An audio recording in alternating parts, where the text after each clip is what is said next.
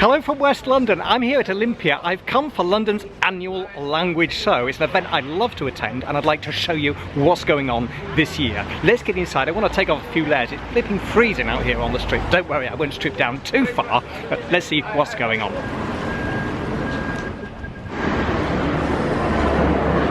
Please. Perfect.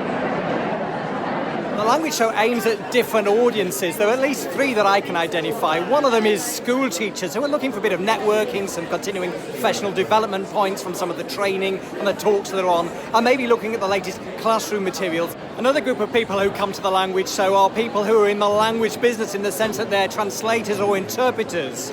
Or there may be people who've just graduated from college, from university, with languages as a subject, and they want to know what they can do with those languages in practical terms. Then you've got things for people who are just interested in languages, talks about language, language learning methods, of course. Because the other thing we've got here are loads and loads of stands from different language bodies, whether they're publishers, a language institute, language schools, or actually career opportunities in languages. The coffee situation is not looking particularly promising. £7.40. Thanks.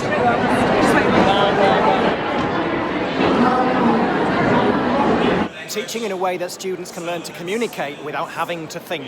Sounds interesting. It's the Dane. What are you up to at the language show? Just networking, seeing who's around, meeting the doctor, of course. Always a good thing to do. Ryan Liu is talking about whether English has become a linguistic bully in the 21st century. A word because nobody wanted to have the ticket. The last kid with the ticket gets punished. So I'm just kind of trying to figure out like where the different things are. I've seen a lot of topics covered in all the different talks. I'm very excited about the diversity of topics represented here. Every year they have taster classes, and this is Japanese, so I don't want to miss this one. Yeah, thumb. Can you gesture? Thumb. Thumb. So can you count to 5 in Japanese now? Ichi, ni, san.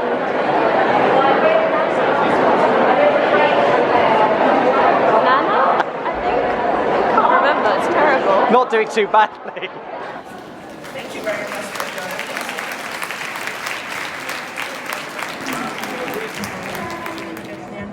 What's new then at Teach Yourself this year? This year we've continued to roll out the new script hacking courses by Judith Mayer. So last year we launched Arabic script hacking here, and now we've got Greek, Russian and Korean script hacking. So they've been really popular today. Exhibition prices, right? So it doesn't really work from a space perspective in terms of the number of tables as against the number of visitors. So it looks like we're going to be noshing on the hoof. I always like checking out the latest language books, especially the Russian ones.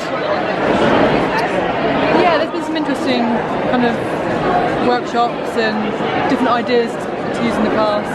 Yeah, it's always interesting to hear different points of view on things as well. So. I'm learning at the moment Spanish, English mostly. Well, right now I'm doing German, Spanish, Italian and Chinese. Get into teaching languages. CEOs of large plants.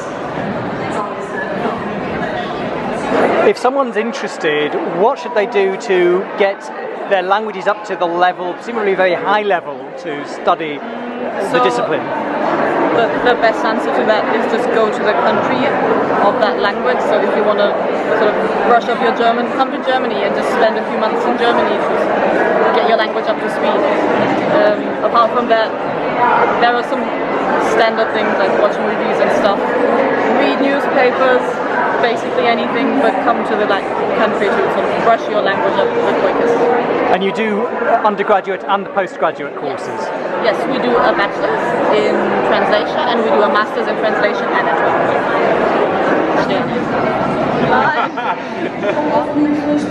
And also the majority of the streaming platforms are developing their own tools.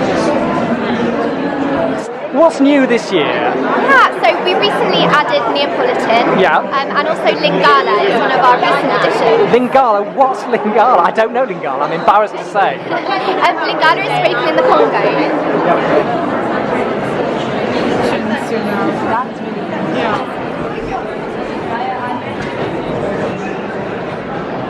Quite easy to read. Grammar must be a bit hard, but like learning alphabet itself must be quite fun. Yeah, like assembling puzzles. Yeah. How's it going this year? Yeah, it's going wonderful. It's really wonderful to meet all the creme of the language industry, all the freelance professionals, language agencies, polyglot people like yourself who speak so many different languages. I mean, you can only learn so much from each other. So this is Michael from Hello Talk. So what's Hello Talk all about, Michael?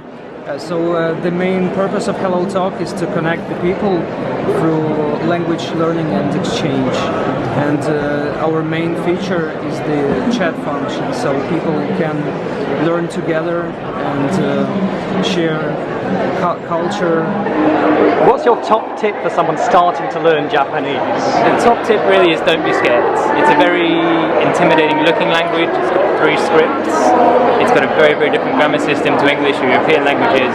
But if you throw yourself into it and don't get worried about getting bogged down in the nitty-gritty early on, it's a really, really easy language to learn. Not as difficult as people think. Should people start learning the writing system right at the start? It's definitely worth a go, because if you don't learn the writing system, then you don't have access to a really rich wealth of text like manga and newspapers, even subtitled animes and dramas, which are available on things like Netflix and YouTube. Start with the basics with hiragana and katakana, but don't be afraid of kanji. Whilst they look like they're very complicated, they're nice, they're pictorial, they're easy to pick up when you think.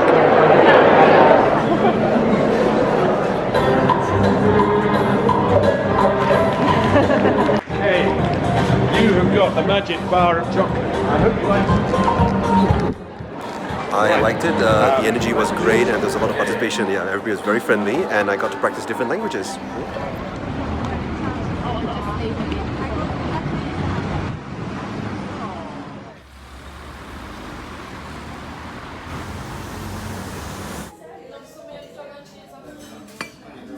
I had a great time yesterday, except I couldn't get an espresso out of the venue.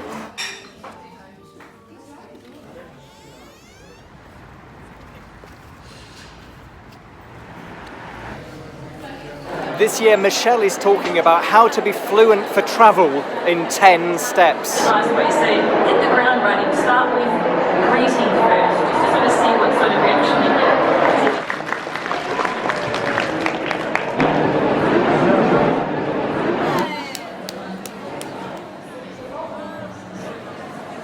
This talk is about busting myths, the real benefits of language learning.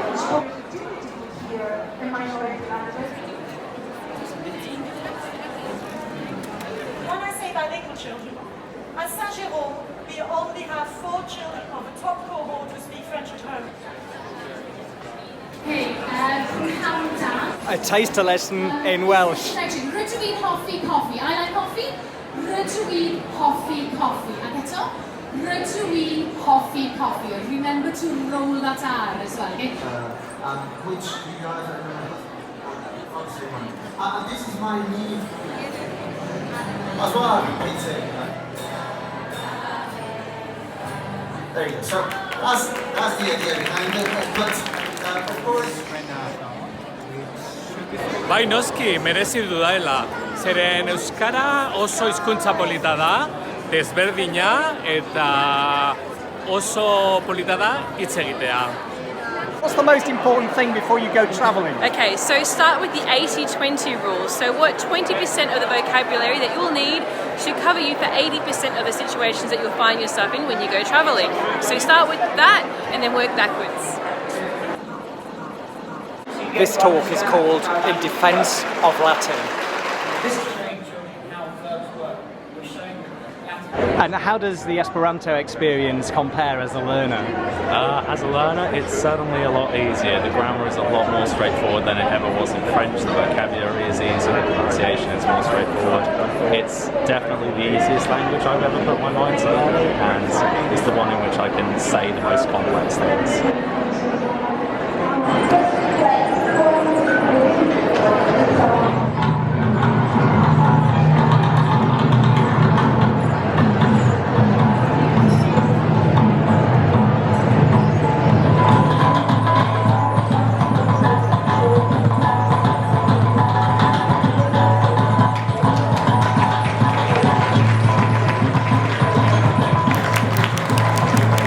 what makes language practice meaningful?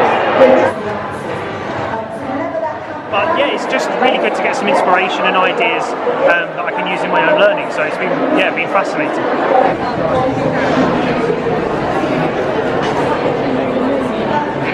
Last year was supposed to be the last language show before Brexit, and I didn't think we'd see the European Union here again, but what do you know, things don't always turn out as you expect. If you're someone who's just graduated in a foreign language and you want to get into a career in interpreting, not just with the EU but in general, what would the main bit of advice be that you'd give to somebody? There are different types of interpreting. There's public service interpreting, which is in the hospitals and the police stations. We focus on conference interpreting, and if you want to be a conference interpreter, you need to do a master's degree in conference interpreting. And there are a number of universities in the UK and throughout Europe that offer those kind of courses.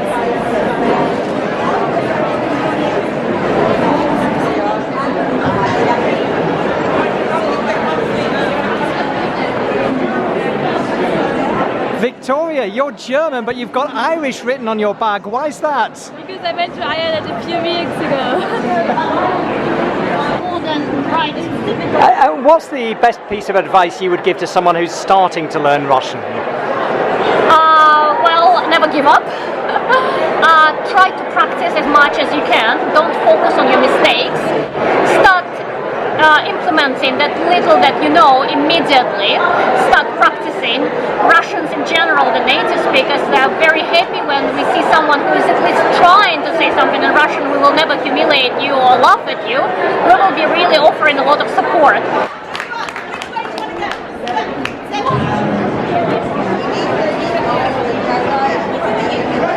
I can't believe it, I've just been asked to appear in somebody else's vlog. Bit of an imposition, really. Well, we always recommend the same things that we have practiced when we were learning other languages.